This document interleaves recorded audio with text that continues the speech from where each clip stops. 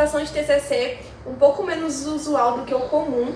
A gente está gravando um vídeo sobre todo o TCC. Eu sou Yasmin de Souza, essa é Juliana Martins e esse é Maico Sartório.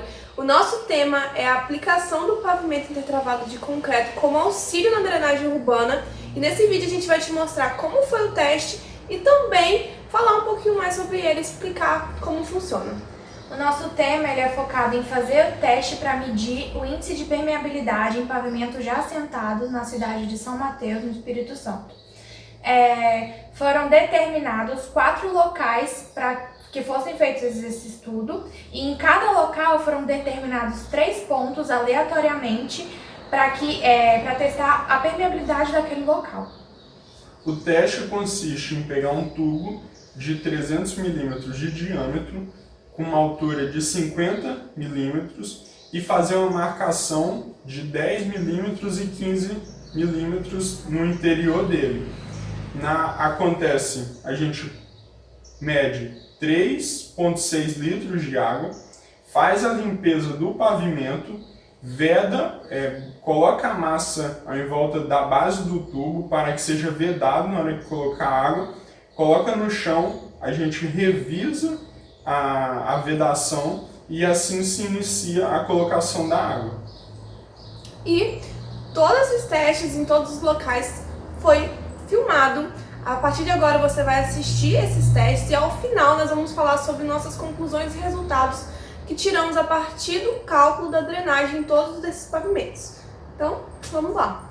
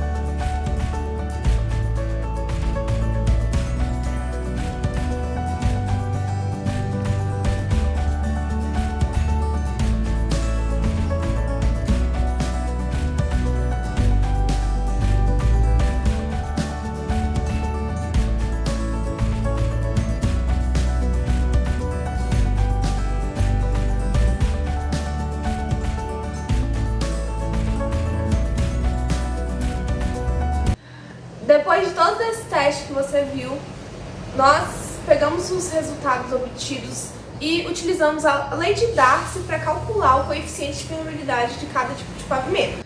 A Juliana e o Michael vão falar dos 4 locais que nós testamos, quais foram os resultados obtidos neles e vamos discutir melhor quais as soluções encontradas para a drenagem urbana a partir do pavimento intertravado. O local 1 é situado no Bosque da Praia, no bairro Guriri. O primeiro ponto ele é localizado na avenida de acesso, então a incidência de tráfego é muito maior. Então a gente acredita que isso influenciou diretamente no preenchimento das juntas, o que também influenciou diretamente na permeabilidade do local. O primeiro ponto encontrou o índice de permeabilidade de 3,503 vezes 10 a menos 5 metros por segundo. O segundo ponto ele é localizado numa rua lateral à avenida.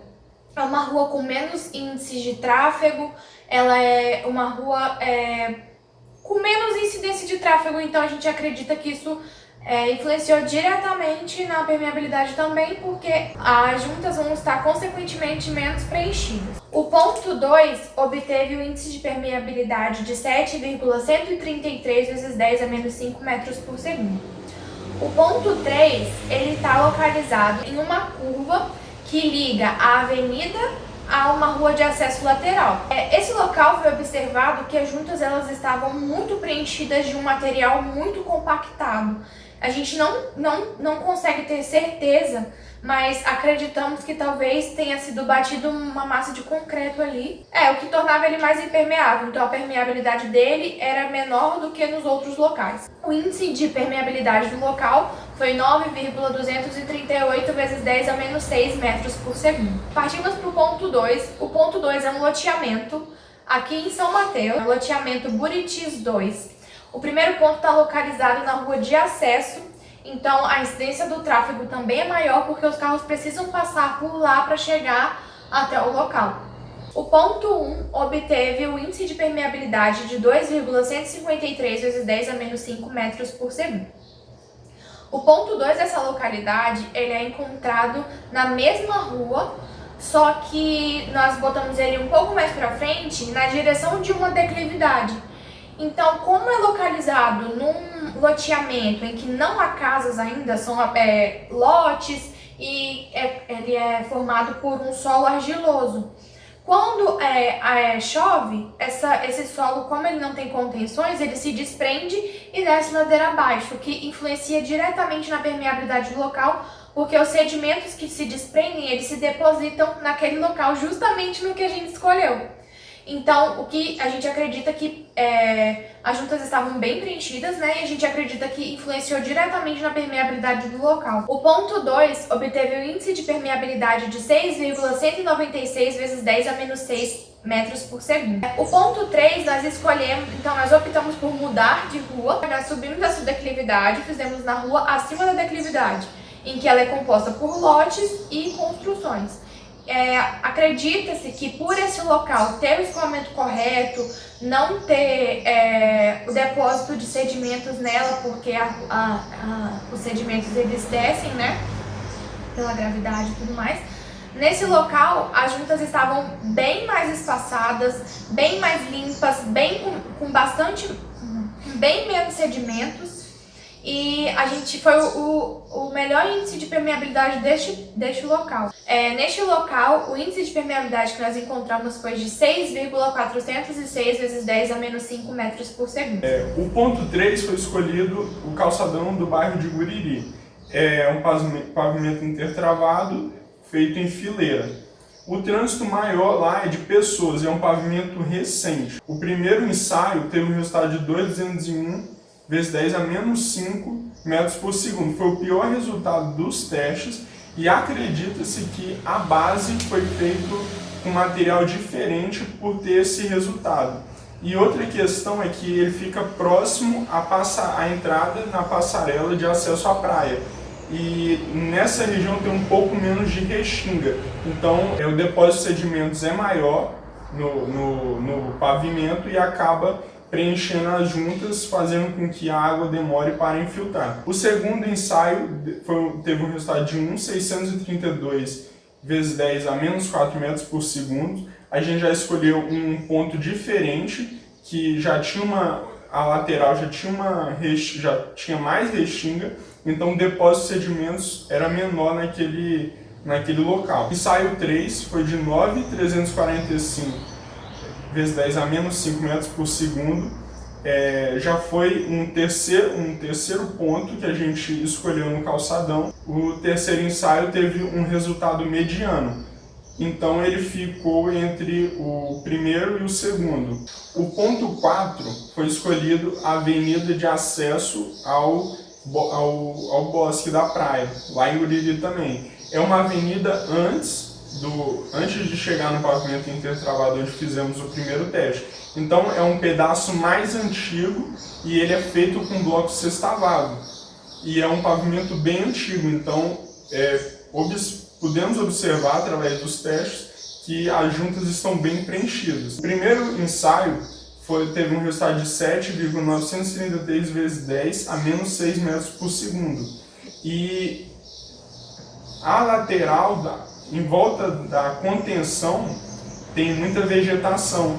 Então acreditamos que essa vegetação e o tráfego muito grande de carros, por ser uma avenida e ser antigo, as juntas foram preenchidas muito rapidamente, e por ser um bloco sextavado, e ele tem menos juntas do que os outros blocos que fizemos os testes anteriores. O segundo ensaio teve um resultado de 5,936 vezes 10 a menos 6 metros por segundo. Também é localizado na mesma avenida, com as mesmas características do ensaio anterior. E o ensaio 3 teve um resultado de 6,580 vezes 10 a menos 6 metros por segundo, que é a mesma coisa do ensaio 1 e 2.